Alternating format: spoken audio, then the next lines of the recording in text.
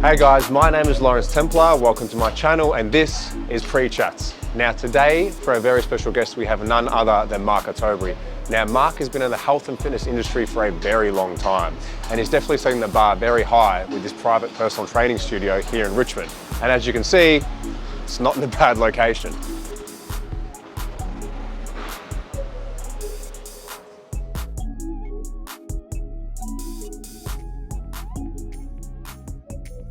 Posture.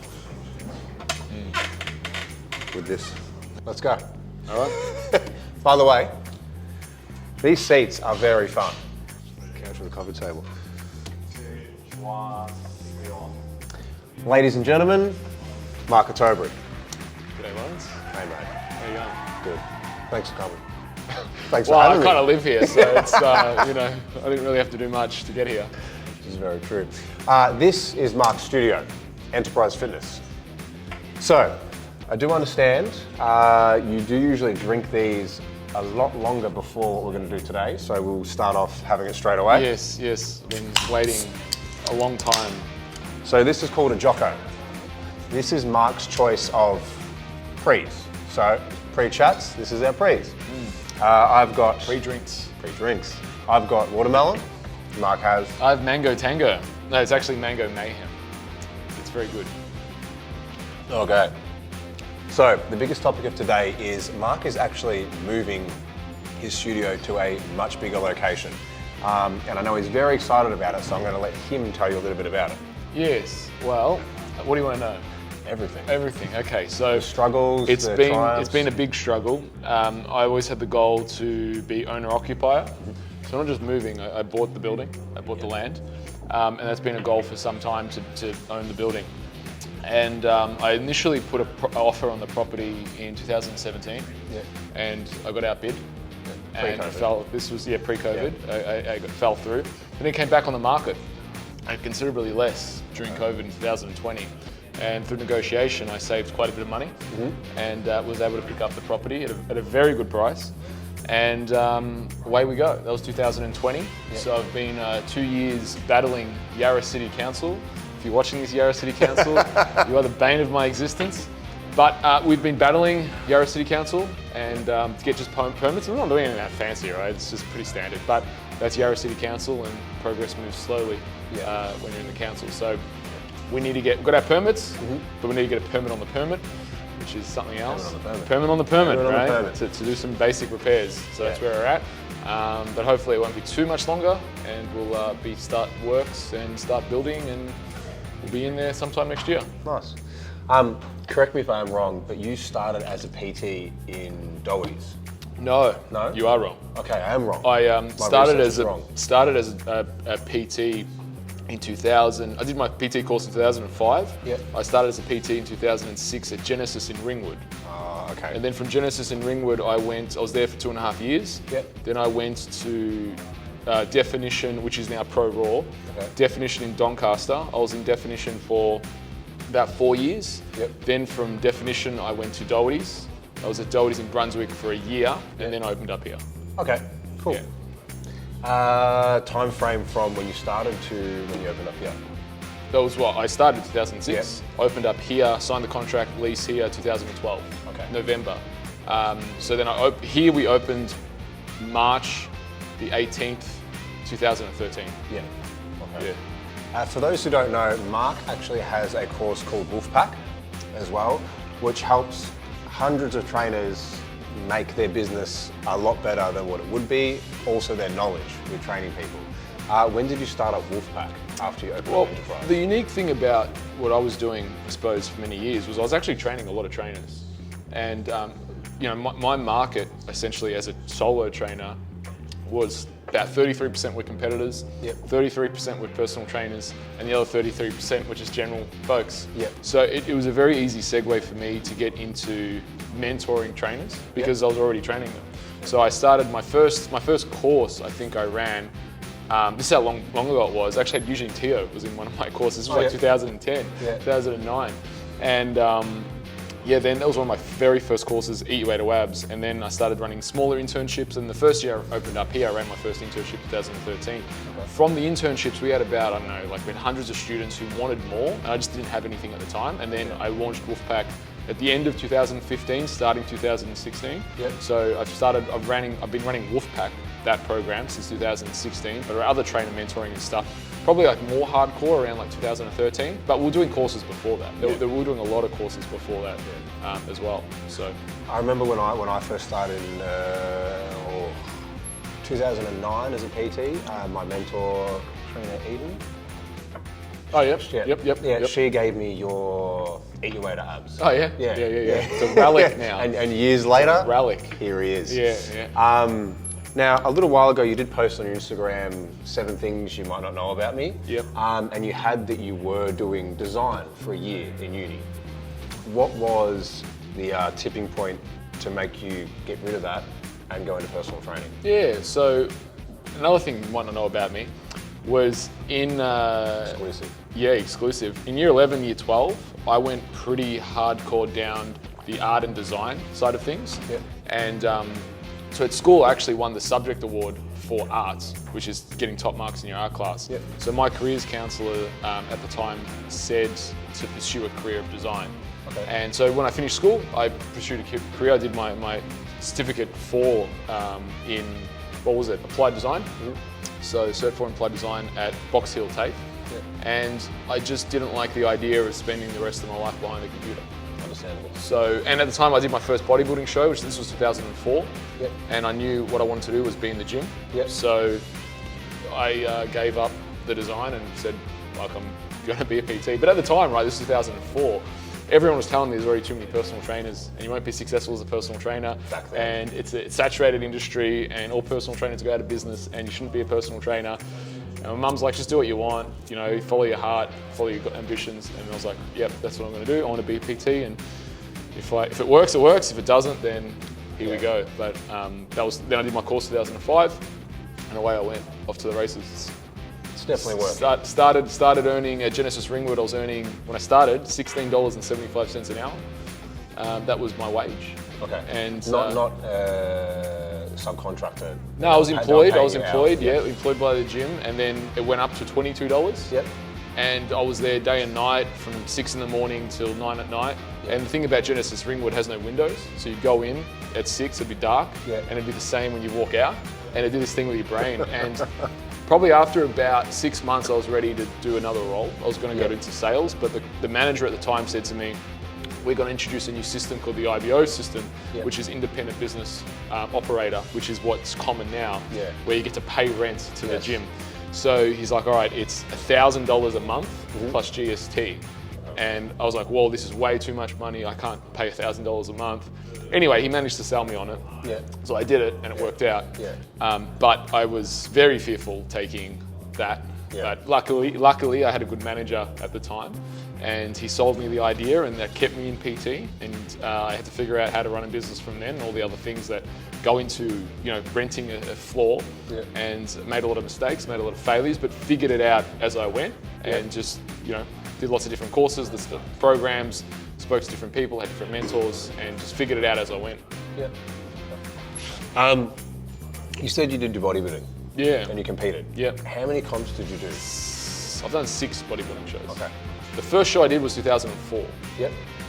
Back when there was only one division, and there were 2 show splits. Yeah. So you do the show and the pre-judging in the morning, and the posing at night. And my first bodybuilding show, I came last out of a lineup of 8 people. Yeah, I did everything you could possibly do wrong. I did it, without a doubt I did it. My coach left me 2 weeks prior to the show to go on holiday. Oh, yeah. And then was supposed to show up on the day. Nice. Didn't show up on the day. Good coach. He's terrible. Perfect. He was a terrible coach. But it was, you know, it was kind of like a life story. So one of the pieces of advice I got was to stop drinking water for 4 days. So I did that. Yeah. Nice. And then went into the sauna as well. Yeah. It was so bad. Like, I don't know, I would have been on like 800 calories. It was bad. Like I put on like 14 kilos in the space of like a week. I remember finishing that show. Obviously I was devastated because I worked so hard, put myself through so much, like just so much unnecessary stress. It wasn't helpful to bodybuilding. Like it was actually making me look worse. You're in the tunnel. It's just, this is what you're supposed to do, right? It was all bro science, you know, like, so that's what I did. And I remember after that show, I was like, all right, I'm gonna dedicate myself to learning. Because I don't want anyone else to go through what I went through. So if someone comes to see me as a coach, they'll have confidence that they're going to get the very best knowledge that you can get. And that's what I dedicated myself to. So competed again in 2005, did it way better. Competed again in 2000. I did a bunch of shows in 2007. Got pretty quite lean in 2007. And then the truth was, I never really enjoyed competing. I didn't really enjoy show day, and I definitely didn't enjoy the process. Like people talk about, I love the process, I love being lean. I'm like, man, I like cake. Like, let's just say it. Like I like eating, you know. But you know, I don't eat stupidly. I love training. I like lifting heavy things, and I eat really well, and I like food. But like it never really grabbed me as a competitor. This is something I want to like the enjoyment wasn't there. But what I did enjoy was coaching people. And coaching people to high levels. So I fell into coaching. I met Janet Kane around the same time actually, and started coaching her. And then she won a bunch of stuff and started coaching. I had a team in 2009. I had a team of like 7 guys that went to the same show, and they all did super well. One of them won the Mr. Australia. And then from there, like my guys would win, so I'd get more referrals, and they would win, and then I'd get more referrals, and that's what built the comp prep aspect. But I never went into it going, I'm going to be a comp prep coach. It was actually, I tried not to be a comp prep coach. Try to make my things a bit more, I suppose, mainstream, if you will. But the more I resisted, the more competitors that keep coming to me, and the more they would win, and the more competitors that come to me. So I just went, you know, to hell with it. Let's start training competitors and go with it. When you go to ICN, the comps, you'll have like, you know, everyone's trainer here with their clients and blah, blah, blah, and you'll see this like half the area where everyone's pumping up, and you'll have like 4 or 5 coaches with all Enterprise t-shirts and all their clients, and everyone's ready, and it's very intimidating. Like even the last show, I had a girl competing, and you look over there and you just see the crowd. Very impressive. Definitely try and look after, as I said, like that's born out of me having it so rough. That now, like when we get a competitor, we shower them with love, attention, certainty, knowledge. You know, they know that, this is every step of the way we're going to be there, because, you know, I've had the opposite and it's not fun. So training today. What are you training for? And why are you doing it at the moment? So I was training for powerlifting. And then I got injured. And then I was training for powerlifting again, and then I got injured again. And then I was training for powerlifting again, I got injured again. So I've had like this year, I've had a bunch of injuries. And just pushing my body to points where little niggles will come up, and just really understanding how much volume that I can tolerate. And it's a lot less than I thought, especially like workload and work stress. My last injury was my adductor strain, which I did on split squats, funnily enough. Like I did everything that day, and I got caught on split squats, just came on a little strain like that. Super annoying. But today, what am I training for? Rebuilding my body. I'm not ready to throw in the towel and give up powerlifting. So, you know, there have been other folks who've come back from far worse injuries than mine, are little tweaks. It is very frustrating, it's very annoying, but what we're going to be doing today is kind of a rebuild. Shoulders a bit niggly, not able to handle the same amount of volume, so we're going to be using the shoulder block bench. So we're going to be reducing range of motion, doing some bench pressing, hitting our back as well, doing some bridge pressing with the dumbbells. What that helps is with that thoracic extension. When you thoracic extend on the bench, the external rotation stabilizes and takes care of itself. So that bridge press is a really nice movement to just really force that thoracic extension to really protect the shoulder. So we're doing some dumbbells. That way I can really, I can use a bit of weight, because I know my shoulder's protected in that nice bridge position and that thoracic extension. So just really rebuilding. We're not gonna do anything crazy today. It's not like a workout. We're really gonna push super heavy weights, focusing on technique, form, repetition, grinding the groove, so that probably in a month, maybe 2, look, honestly, a month to 3 months I need of rebuilding. I normally walk around like 87 kilos. 87, good for me is like 88, 89 is where I like to be. So I'm quite a bit underweight. Like now I'm probably at 84. I was 83 a couple of days ago, like 83, 82, which is quite light. So I lost a bunch of weight. We are basically the same weight right now. Yeah, so I gotta get back up there, yeah? So, really for my height, I should be like 90. Yeah. So I've got some eating to do. Yeah. I've got some training to do, got to put that muscle mass back on. So I'm gonna be heading into more of a bodybuilding phase, but like kind of a power bodybuilding phase. But this one is kind of just to rebuild that shoulder integrity, create that stability so that when I get into that power building phase, joints are good, everything's good, and shoulders protected and can actually lift some decent weights. Nice. Yeah. Let's go. All right, and shoulder are connected, right? Yep. So by doing this creates, your wrist has to be stable, which then that chain of command goes through to the shoulder, which then we're switching on and activating that whole shoulder girdle and teaching it as a pre-exercise that we want our shoulder to be nice and stable through a fluid movement. And here you can feel like, for me on this side, I particularly feel under my scap. Yep. Like it's not moving as well as my left side. So I'm just using this to get into that area of what's restricted and just feeling through my body. So I know that when I get on that bench, I'm really gonna have to lock that one down. Yeah. I feel that on my left. Yeah. Doing this on my left feels just so like I'm trying to. You want to really work it and get that lat on because we want the lat pull down. We want to extend through the thoracic and keep that shoulder safe and tight. Yes. I bought this bench press at an auction. They don't make this bench press anymore, but this is what a lot of powerlifting comps, this is the bench press that they use in powerlifting comps. Okay. So remember, if I put my hand here, get into that thoracic extension, yeah? Higher, higher, higher. Get that tight. Yeah. So, all controlled. 5, 4, 3. Don't rest it. 2, 1. Good. Yep. So you're not using your feet. You gotta remember, bench press isn't just upper body exercise. It's a whole body exercise. Treat it like a whole body exercise. For bodybuilding, it's an upper body exercise. So you're doing a push down to create tension through the whole body. Yes. Okay.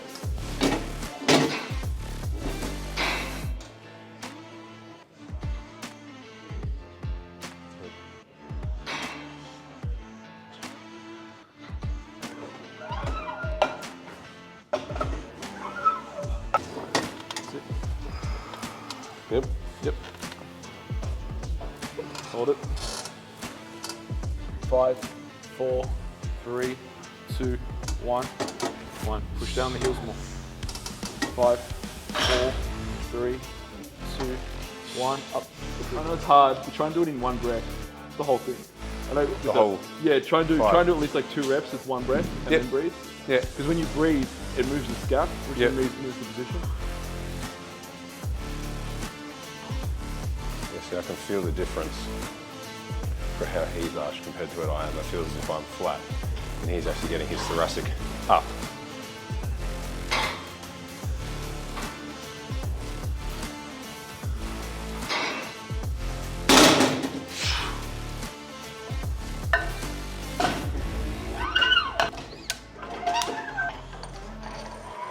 Fun. A good rule they have here is no drink bottles on the benches. Yeah, no. Which every gym should have. Just my opinion. Hold position. Hold that breath.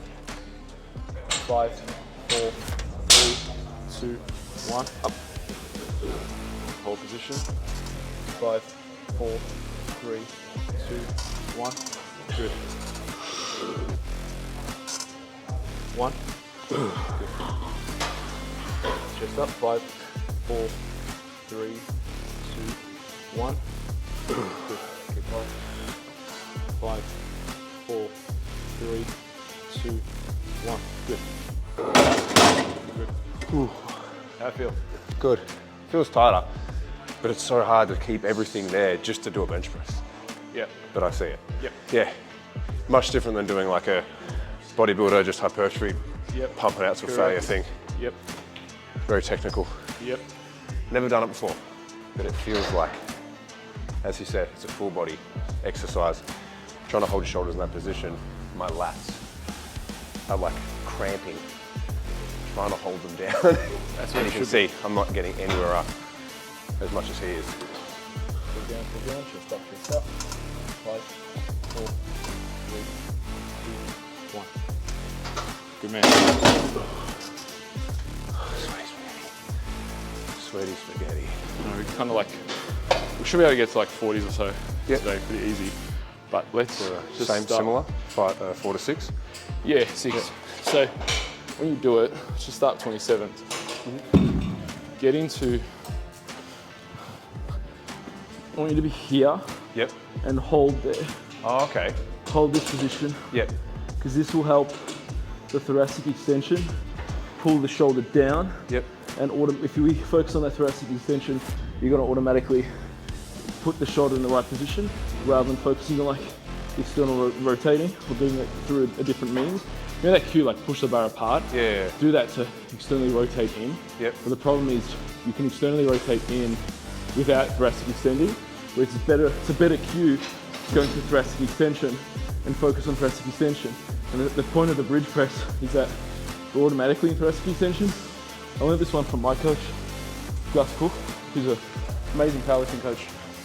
I've used it, it's really good. So we'll do that with floor pressing and you'll probably find that you're stronger. Okay, there you go. Okay, again, thoracic extension. There you go. Yeah? Yep. Good, it's just 6 reps. 1. Really bridge up nice and high. 2. Keep that bridge. 3.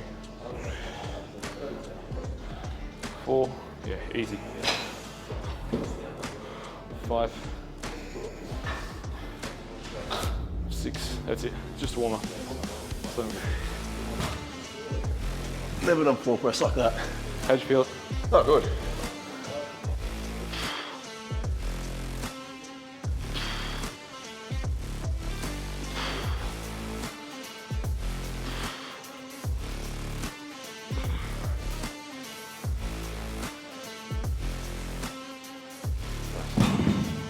Each rep. Let it stretch out. Yes, Every rep. definitely let it stretch out. Get that full extension.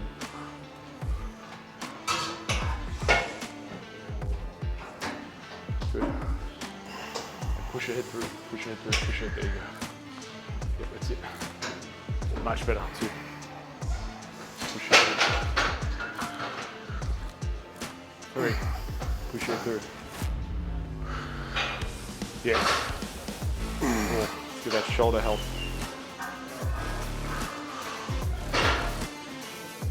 5. One more big one. You have to speed up a little bit, speed up. Really hit it hard, hit it hard, hit it hard, hit it hard, hit it hard. There you go. Ooh. Stretch, just really get that lat in that full stretch position. And look after that tendon health, base, lat tendon, tricep, everything's stretching out, full shoulder capsule. And you can, So it's an indirect way to, I find, mitigate shoulder issues because you're getting that full stretch, loaded full stretch position on a chin up. Don't cut it short. Better than someone passing. Yeah. Yeah, because that way you're stable. You're in charge of it. Yep. Stable? Stable? There you go. Good job. That's it. Good. 1, 4 to 6. 2. Good. That's good.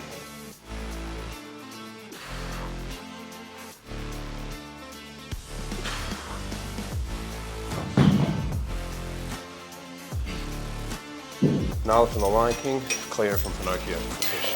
Who's Cleo from Pinocchio? The fish. Little cute fish. Yeah. Haven't seen it in such a long time. She kind of looks like the fish. My little boy Oliver changed his name to Oliver Simba Ottobre. He wants to be Simba. Yeah. That's fine. Oliver's a nice name. So smooth.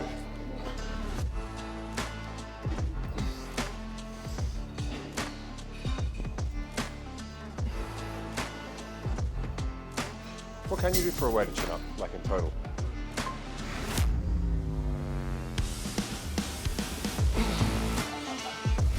It's a heavy job. Thank you, sir.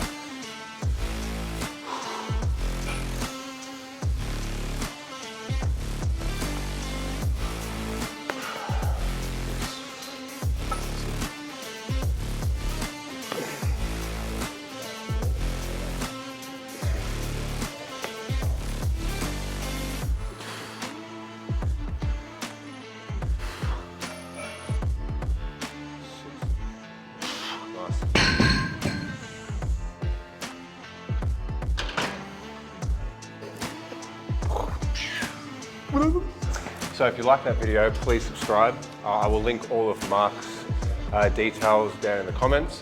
But if you have anyone that you think or want me to interview, comment as well, and I'll get in contact with them. Thanks, man. Appreciate it. I really do. You can tell we're done.